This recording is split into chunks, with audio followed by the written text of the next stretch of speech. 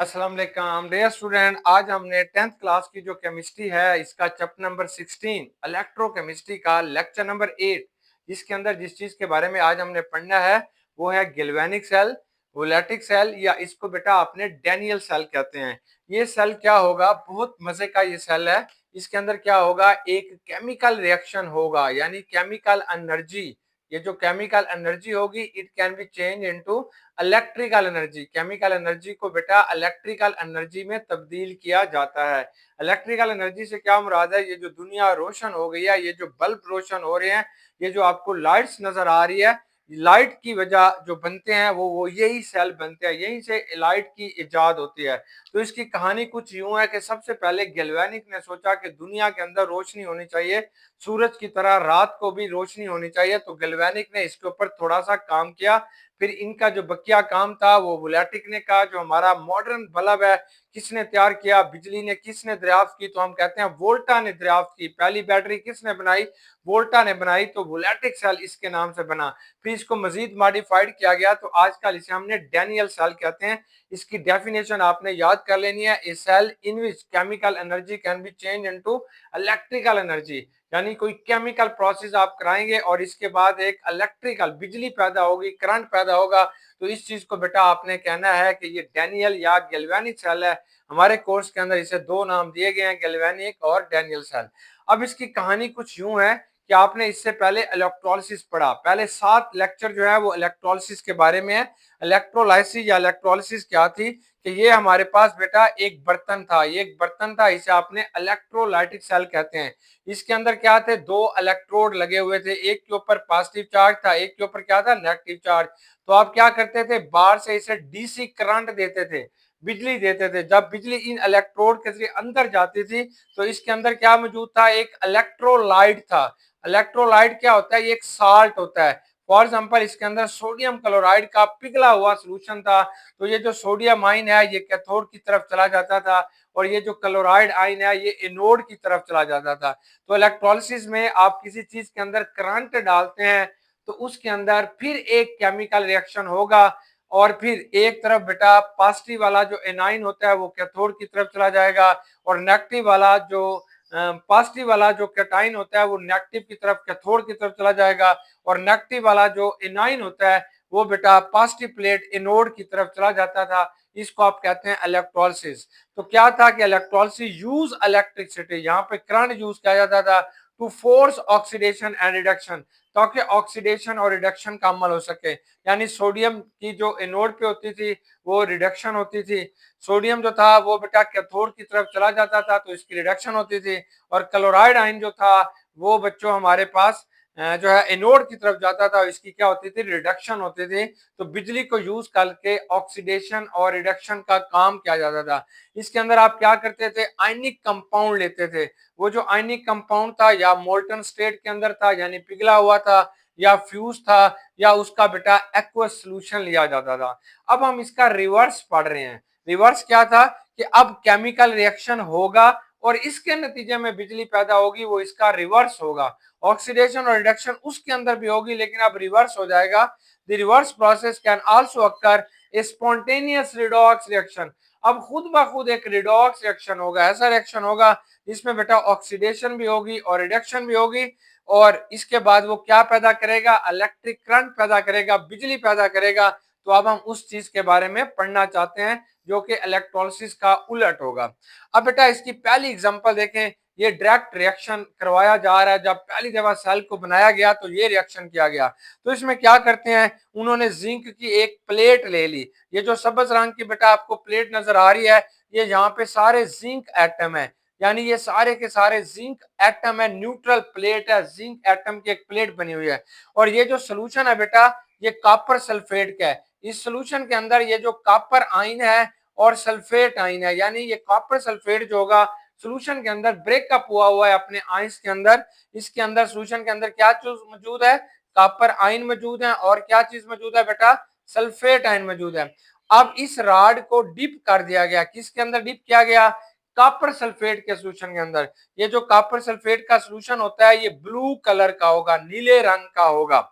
अब क्या होगा, ये जो जिंक है इसका दिल चाहता है मैं नीचे जाऊं, किसके पास, कॉपर के पास। यानी ये जिंक के एटम जो है ये बेटा कॉपर के पास जाना चाहते हैं। तो इसके लिए क्या कंडीशन है, इसके लिए शर्त होगी कि ये जिंक जो होगा ये 2 इलेक्ट्रॉन लूज करेगा, वो 2 इलेक्ट्रॉन यहाँ पे रुकेंगे और ये फुदक के नीचे आ जाएगा जिंक आयन की शक्ल में, क्योंकि सोल्यूशन के अंदर हमेशा आयन की शक्ल में रहना होगा। तो जिंक आयन की शक्ल में ये नीचे आ जाएगा। तो इधर क्या रिएक्शन हुआ, इधर बेटा ये रिएक्शन हुआ कि जो जिंक के एटम थे इन्होंने क्या किया, इलेक्ट्रॉन को लूज किया और क्या बन गए, जिंक आयन बन गया।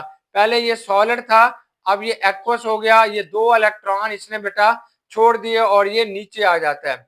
अब क्या होगा, नीचे बेटा ये कॉपर मौजूद है, ये तंग आ चुका है इस सोल्यूशन के अंदर, फिर ये क्या करेगा, ये तेजी से ऊपर की तरफ मूव करता है और ये 2 इलेक्ट्रॉन हड़प हड़प करता है और फिर ये जिंक के ऊपर एक कोट बना देगा, जिंक के ऊपर अपनी एक लेयर बना देगा या जिंक के ऊपर जाके बेटा डिपॉजिट हो जाएगा। तो अब आप देखें कि कॉपर आयन ने क्या किया, कॉपर आयन ने बेटा जिंक के 2 छोड़े हुए इलेक्ट्रॉन जो है उनको ले लिया। जब उनको ले लेगा तो फिर किस में कन्वर्ट हो जाएगा, जिंक एटम के अंदर। ये जो जिंक था ये एक्वस था, ये जो सॉरी ये जो कॉपर था बेटा इसने 2 इलेक्ट्रॉन लिए और जिंक के रॉड के ऊपर जाके डिपॉजिट हो गया। ये कॉपर आयन एक्वस है, यहाँ पे जाके डिपॉजिट होगा तो ये कॉपर क्या बन जाएगा, सॉलिड बन जाएगा। बस इस तरीके से ये काम चलता जाएगा, जिंक नीचे आएगा जिंक आयन की शक्ल में, कॉपर यहाँ से ऊपर जाएगा और 2 इलेक्ट्रॉन लेगा और कॉपर एटम की शक्ल में कोट होता जाएगा। तो आप देखेंगे कि थोड़ी देर बाद ये जो जिंक की प्लेट थी इसके ऊपर कॉपर की एक लेयर बन जाएगी। कॉपर की ये जो लेयर बनेगी इसका जो कलर होगा वो पिंक कलर होगा, यानी पिंक कलर की बेटा एक यहाँ पे लेयर्स बनती जाएगी। अब आप देख रहे हैं यहाँ से कॉपर, ये सोल्यूशन के अंदर जो कॉपर है वो यहाँ से जा रहा है और जिंक की प्लेट के ऊपर लग रहा है, इसलिए इस सोल्यूशन के अंदर ये जो कॉपर होगा इसके आयंस की कंसंट्रेशन कम होती जाएगी, कॉपर आयन जो है वो कम होते जाएंगे और यहाँ पे डिपॉजिट होते जाएंगे। जब आपने कॉपर सल्फेट का सोल्यूशन लिया था ये ब्लू था, जब बेटा इसमें से कॉपर निकल निकल के जिंक के ऊपर जमा होते जाएंगे तो ये जो कलर होगा ये फेड्स होना शुरू हो जाएगा, ये हल्का नीला होना शुरू हो जाएगा। अब इस सोल्यूशन के अंदर कौन सी चीज बढ़ रही है, जिंक आयन बढ़ रहे हैं। तो जिंक आयन की तादाद बेटा यहाँ पे बढ़ती जा रही है, कॉपर आयन यहाँ से निकल के ऊपर डिपॉजिट होते जा रहे हैं। अगर ये आपने जिंक जो मेटल लिया हुआ है ये ज्यादा मिकदार के अंदर ले लें और ये लंबे अरसे के लिए ये रिएक्शन रख दें, थोड़ी देर के लिए रिएक्शन रख दें, तो आप देखेंगे कि ये सारे का सारा सोल्यूशन जो होगा ये व्हाइट हो चुका होगा। क्यों व्हाइट हो चुका होगा, क्योंकि अब सोल्यूशन के अंदर आपके पास जिंक आयन और सल्फेट के आयन है, यहाँ से कॉपर के आयन तकरीबन यहाँ से चले गए हैं और जिंक सल्फेट का जो सोल्यूशन होता है वो व्हाइट होता है। तो इस तरीके से बेटा ये ऊपर चले गए सारे कॉपर और जिंक क्या आ गया, नीचे आ गया और ये सोल्यूशन जो होगा ये जो है वो व्हाइट हो गया। अब ये सवाल पैदा होता है कि इसमें ओवरऑल रिएक्शन क्या होगा। अब तो जो करें ओवरऑल रिएक्शन हम यूं लिखते हैं, देखिए ये जिंक होगा ये सॉलिड है, अब ये कॉपर आयन है, अब यहाँ पे बेटा ये जो जिंक होगा इसको इसने 2 इलेक्ट्रॉन देगा, जब जिंक 2 इलेक्ट्रॉन देगा तो कॉपर जो होगा ये अब सॉलिड में कन्वर्ट हो जाएगा और जिंक जो होगा ये बच्चों किस में हो जाएगा, एक्वस में आ जाएगा, नीचे आ जाएगा। ये इसका ओवरऑल रिएक्शन हो गया। अब यहाँ पे हुआ क्या, तो ऑक्सीडेशन का प्रोसेस हुआ, वही रिडॉक्स रिएक्शन हुआ, ऑक्सीडेशन का प्रोसेस हुआ। कहाँ हुआ, जब जिंक ने 2 इलेक्ट्रॉन लूज किए थे तो जिंक के इस अमल को बच्चों क्या कहते हैं, ऑक्सीडेशन कहते हैं। ये ऑक्सीडेशन का प्रोसेस हो रहा है, यानी जिंक जो होगा वो ऑक्सीडाइज हो रहा है। ऑक्सीडाइज का मतलब है ये इलेक्ट्रॉन लूज कर रहा है और ये जो कॉपर आयन है ये जिंक के छोड़े हुए 2 इलेक्ट्रॉन ये कॉपर आयन जाके एक्सेप्ट करेगा और फिर ये एक्वस कॉपर किस में कन्वर्ट हो जाएगा, ये एक्वस कॉपर जो होगा ये सॉलिड कॉपर के अंदर कन्वर्ट हो जाएगा और ये क्या हो गया, ये रिड्यूस हो गया। इस तरीके से यहाँ पे 2 रिएक्शन हो रहे हैं, ऑक्सीडेशन भी हो रही है और रिडक्शन भी हो रही है। लेकिन बेटा ये जो इलेक्ट्रॉन है ये मूव नहीं कर रहे, वो एक ही जगह पे खड़े हुए हैं, इसलिए यहाँ पे जो करंट पैदा हो रहा है वो यूजेबल करंट नहीं है। इस करंट को आप कहीं पे इस्तेमाल नहीं कर सकते। Here we can not get usable electric current. इस प्रोसेस के जरिए आप यूजेबल इलेक्ट्रिक करंट यहाँ से हासिल नहीं कर सकते, तो हमारे लिए कुछ फायदेमंद नहीं था। फिर बेटा ये हमारे सेंसटिविस्ट आते हैं, गैल्वेनिक आता है वोलेटिक आता है, और फिर लास्ट में जो सबसे अहम काम करते हैं वो डैनियल हैं। तो फिर इन्होंने एक कहा कि यही वाला जो प्रोसेस है वो एक सेल की बजाय दो सेल के अंदर करवाया जाए, यानी ऑक्सीडेशन का जो प्रोसेस होगा उसके लिए अलग कंपार्टमेंट, अलग बर्तन ले लें, और जिसके अंदर रिडक्शन हो रही है उसके लिए बेटा क्या कर लें, अलग कंपार्टमेंट, अलग डब्बे ले लें। तो इसने क्या किया, तो इसने दो पार्ट ले लिए। तो ये बेटा इसका पहला पार्ट है ये वाला। इसके अंदर क्या किया इसने, इसने बेटा इसके अंदर ये किया कि जिंक सल्फेट का सोल्यूशन ले लिया। ये जिंक सल्फेट का सोल्यूशन है, और इसके अंदर इसने जिंक का रॉड डिप कर दिया। ये जिंक एटम का बना हुआ क्या होगा, ये रॉड है, किसके अंदर डिप है, जिंक सल्फेट के अंदर। और जिंक सल्फेट का ये जो सोल्यूशन होगा इसमें जिंक आयन और सल्फेट आयन फिर रहे होंगे। ये जिंक आयन होंगे और बेटा क्या होगा, ये सल्फेट आयन फिर रहे होंगे। और ये जो इसके इस तरफ, इसे हम कहते हैं लेफ्ट हैंड साइड। ये वाली जो हिस्सा होगा इसे हम कहते हैं right hand side. Right hand side में इसने किस चीज का सोल्यूशन ले लिया, ये कॉपर सल्फेट का बेटा एक्वा सोल्यूशन है।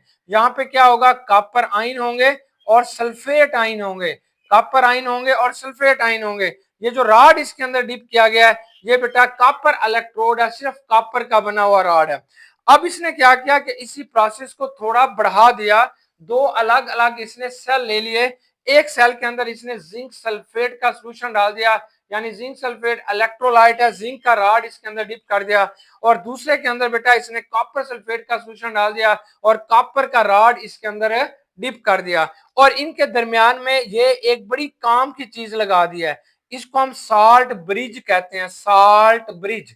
यानी ये साल्ट की बनी होती है, जो साल्ट इसको बनाने के लिए इस्तेमाल करते हैं वो पोटाशियम क्लोराइड होता है और जेलाटीन होती है। जेलाटीन कहते हैं जेल की तरह का मटेरियल होगा। यहाँ पे इसको हम कहते हैं पोरस पार्टीशन। पोरस किसे कहते हैं, जिसके अंदर छोटे छोटे सुराख होते हैं उसको बेटा आप पोरस कहते हैं। पोरस यानी दोनों दोनों का आपस में राब्ता करने के लिए, दोनों कंपार्टमेंट का राब्ता करने के लिए ये आपके पास क्या होगा, एक पोरस पार्ट होगा जिसके अंदर छोटे छोटे सुराख हैं। तो इसलिए बेटा ये दोनों का राब्ता करता है। अब ये करता क्या है, तो दो सॉल्यूशंस कैप, ये पोरस पार्टीशन की दो अहम प्रॉपर्टीज है। नंबर वन, ये जो दोनों सॉल्यूशंस होते हैं इनको ये सेपरेट रखेगा। Ions can pass through it, ये जो आयंस होंगे सिर्फ वही पास होगा। मतलब आपके पास यहाँ से सल्फेट आयन जो होगा वो पास होके बेटा इधर जा सकता है, और ये जो जिंक आयन है वो पास होके इधर आ सकता है। लेकिन solution do not freely mix, ये पूरे के पूरे सॉल्यूशन आपस में मिक्स नहीं होंगे। दो इंपॉर्टेंट बातें याद कर लें, ये आपके पास शॉर्ट क्वेश्चन में आएगा, what is the function of porous partition.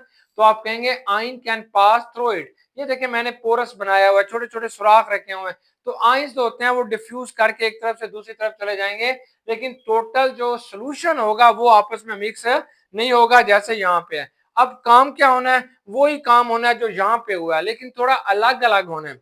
अब क्या होगा कि ये जो जिंक का रॉड है इसके ऊपर बेटा जिंक के एटम मौजूद हैं। इनका दिल चाहता है हम नीचे जाएं, कैसे जाएंगे, जिंक आयन की शक्ल में। क्या करेंगे, दो इलेक्ट्रॉन लॉस करेंगे।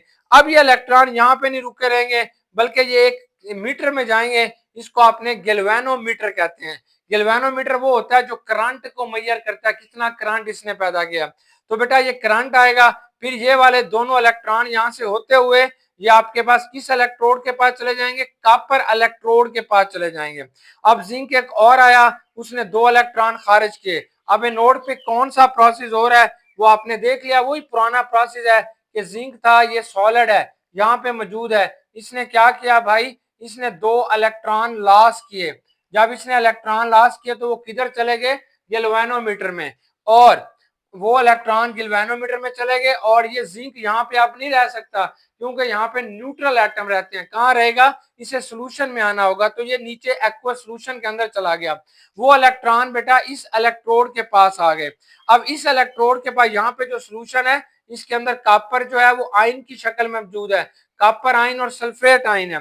तो जब कैथोड के पास बहुत सारे इलेक्ट्रॉन आते हैं, कॉपर के ऊपर पॉजिटिव चार्ज है, कॉपर क्या करता है, ये फौरन दो इलेक्ट्रॉन लेगा और यहाँ पे जाके डिपॉजिट हो जाएगा अपने इलेक्ट्रोड के ऊपर, सॉलिड बन जाएगा और डिपॉजिट हो जाएगा। इस तरीके से ये जो जिंक है इसकी ऑक्सीडेशन हुई, वही वाला सारा प्रोसेस है, ऑक्सीडेशन होती है, ये ऑक्सीडाइज हो जाएगा। ये जो बेटा कॉपर होगा ये रिड्यूस होगा, रिड्यूस, ये क्या हो जाएगा, रिड्यूस होगा। अब ये जो आपके पास गैल्वेनोमीटर है ये हमें बता रहा होता है कि ये जो जिंक है जब ये ऑक्सीडाइज होगा तो करंट पैदा करेगा। कितना करंट पैदा करेगा? तो इसकी जो आपके पास ऑक्सीडेशन पोटेंशियल है, ऑक्सीडेशन पोटेंशियल जो आएगी वो पॉजिटिव 0.76 वोल्ट, यानी ये 0.76 वोल्ट जो होगा ये आपके पास कॉपर जो है, सॉरी जिंक जो है ये करंट पैदा करेगा। अब बेटा ये जो कॉपर इलेक्ट्रॉन लेयर है और इसके ऊपर कॉपर मुसलसल डिपॉजिट हो रहा है तो ये भी करंट पैदा करेगा। इसे हम कहते हैं ई नॉट यानी रिडक्शन पोटेंशियल। ये इसका जो रिडक्शन पोटेंशियल होगी वो बेटा पॉजिटिव 0.34 वोल्ट होगी। तो इसने इतना सारा करंट पैदा किया। अब होगा क्या? जिंक मुसलसल इलेक्ट्रॉन खारिज करता रहेगा और जिंक आयन की तादाद बेटा इस सोल्यूशन के अंदर बढ़ती जाएगी। यानी यहाँ पे जिंक आयन जो होते हैं पॉजिटिव आयन, वो यहाँ पे इसकी तादाद बहुत ज्यादा हो जाएगी। और यहाँ से क्योंकि सोल्यूशन के अंदर से कॉपर निकल निकल के इस इलेक्ट्रोड के ऊपर बेटा मुसलसल जमा होते जा रहे हैं, तो इसका मतलब ये हुआ कि यहाँ पे कॉपर की तादाद जो है पॉजिटिव आयन की तादाद कम हो जाएगी और सल्फेट आयन की तादाद क्या हो जाएगी? ज्यादा हो जाएगी। तो यहाँ पे अहम किरदार अदा करेगी, कौन करेगी? Porous partition. पोरस पार्टीशन बेटा क्या करेगी? यहाँ से सल्फेट आयन को घसीटेगी और इधर भेजेगी, फिर यहाँ से घसीटेगी इधर भेजेगी, यानी यहाँ पे सल्फेट आयन नेगेटिव आयन की तादाद ज्यादा है, यहाँ पे कम है। तो आपके पास जो राइट हैंड साइड वाला कंपार्टमेंट है, यहाँ से सल्फेट आयन जो होते हैं वो लेफ्ट हैंड साइड वाले जिंक वाले में जाएंगे ताकि ये न्यूट्रल है।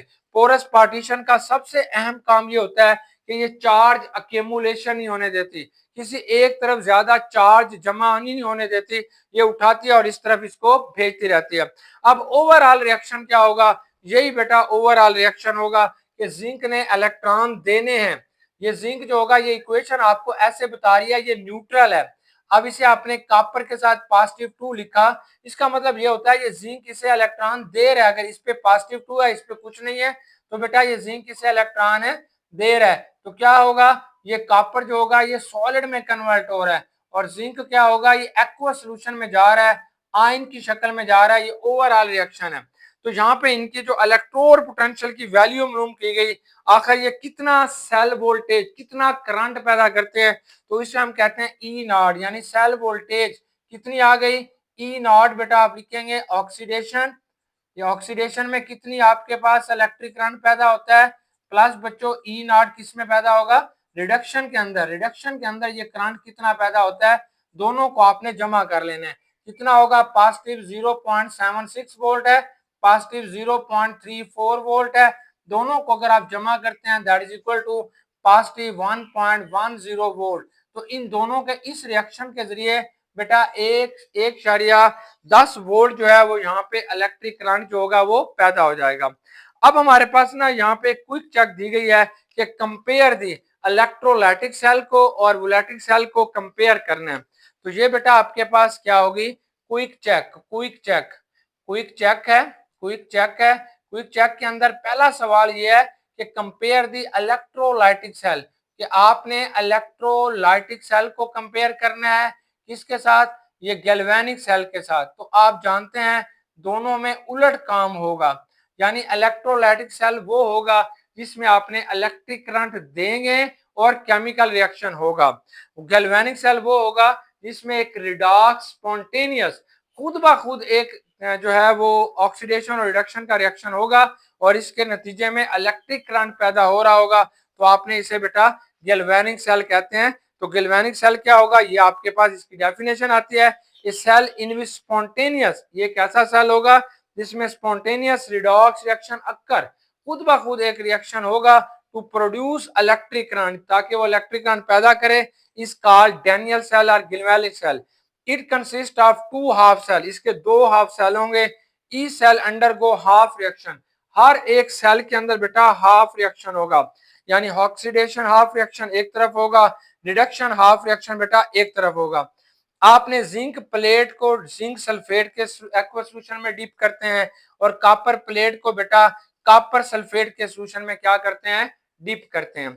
अब नेक्स्ट इसने हमें बताया है क्विक चेक, इसी के अंदर अगर आपने जिंक और मैग्नीशियम का, अगर बच्चों दूसरा इसका शॉर्ट क्वेश्चन ये है कि अगर एक ऐसा गैल्वेनिक सेल बनाते हैं जो कि जिंक और मैग्नीशियम के दरमियान में होगा, तो बताओ अब यहाँ पे कौन इलेक्ट्रॉन खारिज करेगा। एक बात मैं बताना भूल गया हूं कि ये जो एनोड होगा इसके ऊपर बेटा नेगेटिव चार्ज होता है। इलेक्ट्रोलाइटिक सेल में यहाँ पे पॉजिटिव चार्ज था, गैल्वेनिक सेल में यहाँ पे क्या होगा, नेगेटिव चार्ज है।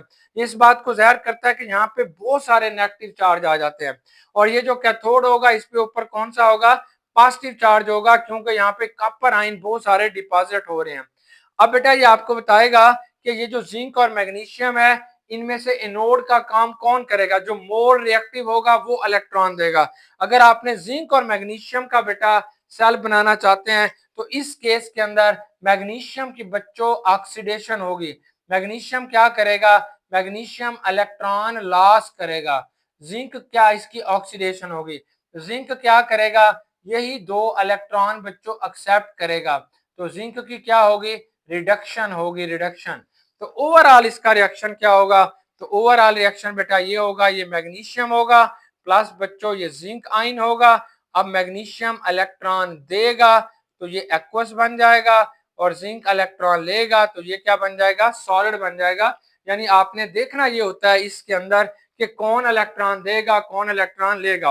ये कैसे पता चलेगा कि किसकी ऑक्सीडेशन होनी है किसकी रिडक्शन होनी है, ये हमने पहले इलेक्ट्रोलिसिस के एक लेक्चर के अंदर इलेक्ट्रोकेमिकल सीरीज पढ़ी थी। उसके अंदर जो हाइड्रोजन से ऊपर एलिमेंट हैं वो हमेशा ऑक्सीडेशन का काम करेंगे, जो हाइड्रोजन से नीचे वाले एलिमेंट हैं वो बच्चों क्या काम करेंगे, उनके अंदर है रिडक्शन का काम होगा। उम्मीद है कि आज की डिस्कशन आपको अच्छे तरीके से समझ आ गई होगी।